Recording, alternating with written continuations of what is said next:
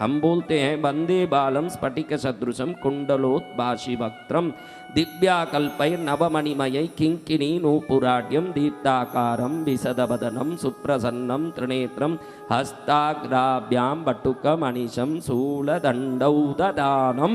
यानी हम कहते हैं स्फटिक सदृशम, अभी हम रोज कहते हैं लाल लाल भैरव जी, इसमें स्फटिक समान रंग बताया है, चंद्रमा के समान रंग बताया। क्यों बताया? जब आपको शांति नहीं हो, अशांति घेरी हो, तो लाल भैरव जी को ध्यान करके मतलब नहीं आएगा। ये श्लोक कहता है कि जब जगत के प्राणियों तुमको अशांति सताए, जब तुम अशांत रहो किसी कारण से, परिवार से, संसार से, कोई काम से अशांत रहो, उस समय तुरंत शांति चाहते हो तो स्फटिक वर्ण के भैरव हाथ में त्रिशूल और दंड लेके खड़े हों, पैरों में पायल हो, शरीर से चंद्रमा के किरणों की तरह श्वेत उज्जवल रोशनी आ रही हो, ऐसे भैरव को ध्यान करो, कुछ समय में शांति आ जाएगी। इस श्लोक का वो अर्थ है। मैं रोज वो श्लोक बोलता हूँ, आप समझते हो नहीं, इसलिए आज मैं समझा कि थोड़ा समझा ही दे तो अच्छा, नहीं तो श्लोक अपनी जगह, तुम अपनी जगह रहोगे, तुम अपनी जगह बैठ के रामायण करोगे, तुमको कुछ समझ नहीं पड़े जब तक लटकोगे। जब संसारिक चीजें चाहिए, जब संसार में कोई वस्तु प्राप्त करनी हो, तब भैरव को लाल धोती पहने हुए, शरीर से सूर्य की तरह लाल किरण निकल रहा हो, एक अभय मुद्रा का हाथ हो। पहले शांति में 2 हाथ, शांति में कितने हाथ? एक हाथ में दंड पाणी, दूसरे हाथ में त्रिशूल, 2 ही हाथ। जब तुम कार चाहते हो, बंगला चाहते हो, धन दौलत चाहते हो, सुख चाहते हो, तो 3 आंख वाले भैरव भस्म धारण करके गले में रुद्राक्षादि माला पहने हो, सिर पर चंद्र धारण किए हों, एक हाथ अभय मुद्रा, दूसरा वरदान मुद्रा, तीसरे में त्रिशूल पकड़ा हो, चौथे में कपाल पकड़ा हो और लाल किरणें उनके शरीर से निकल रही हो, ऐसे भैरव को ध्यान करोगे। उद्यत भास्कर सन्निभम त्रिनयनम रक्तांग रागस्रजम स्मेरास्यम वरदम कपालम अभयम शूलम ददानम करई नीलग्रीवम। नीलग्रीवम यानी नीलकंठ, इसलिए घड़ी घड़ी कहता हूं तो हनुमान सभी रुद्र के अवतार हैं, भैरव तो स्वयं नीलकंठ शिव हैं। यही मंत्र बोलता है नीलग्रीवम। क्या बोलता है? हनुमान जी का नीलकंठ है तो वो रुद्र के अवतार हैं, ये स्वयं रुद्र हैं। नीलकंठ से ही भैरव प्रकट हुए, क्योंकि वो ये साबित करना चाहते हैं मैं ही शिव हूं। ये देख लो, जेर तो शिव ने पिया, फिर नीलकंठ कहां से आया? नीलग्रीवम उदार भूषणगणम सीतांशु खंडोद्बलम। सीतांशु खंड यानी शीतल चांदनी देने वाला बीज का चांद जिनके सिर पर हो। बंदुकारुण वाससम, बंदुकारुण लाल पुष्प की तरह सुंदर रंग वाला वस्त्र, वासस यानी वस्त्र, श्वेतांबर, बीतांबर, लालांबर कहते ना, उसको धारण करने वाले वंदे महाभैरव। ऐसे भैरव को ध्यान करने वालों को वस्तु प्राप्त होता है। क्या होता है? राजसिक ध्यान है ये, राजा जैसे हो जाओगे। इस ध्यान को करोगे तो राजा समान कर देते हैं भैरव। क्या कर देते हैं? फिर तीसरा तामस ध्यान। तामस ध्यान क्या है महाराज?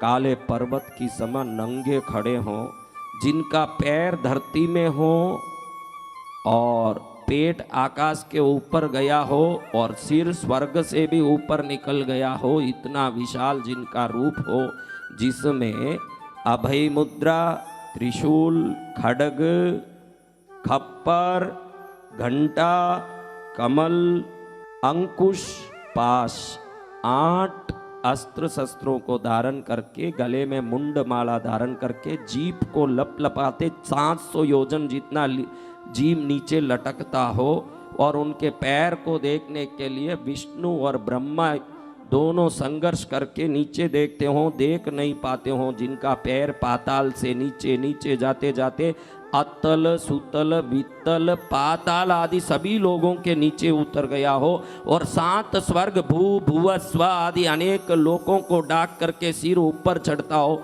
14 लोकों के इस ब्रह्मांड में 14 लोक के नीचे पैर हो और 14 लेक के ऊपर सिर हो, ऐसा दिव्य रूपधारी भैरव का कोई ध्यान करें, उसके शत्रुओं की समाप्ति हो जाती है। ये तामस ध्यान है। उनके दांत तीक्ष्ण हैं। कैसे हैं? ध्यात्वा नीलाद्रिकांतम, नीलम याने काला, अद्रि याने पाड़, शेषाद्रि, गरुड़ाद्रि, वामनाद्रि, विषादाद्रि, अद्रि याने पाड़, पाड़ की तरह शरीर हो। कैसा पाड़? काला पाड़। नीलाद्रि याने काला पाड़ की तरह शरीर हो। वो शरीर 14 लोकों से ऊपर सिर हो, 14 लोकों के नीचे पैर हो, ऐसा रूप हो।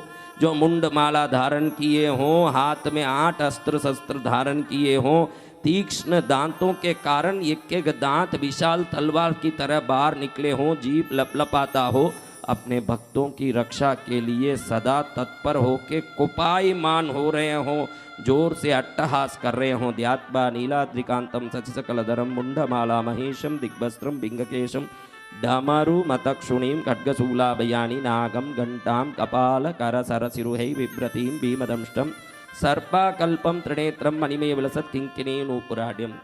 सर्प माला पहनने वाले बहुत हैं।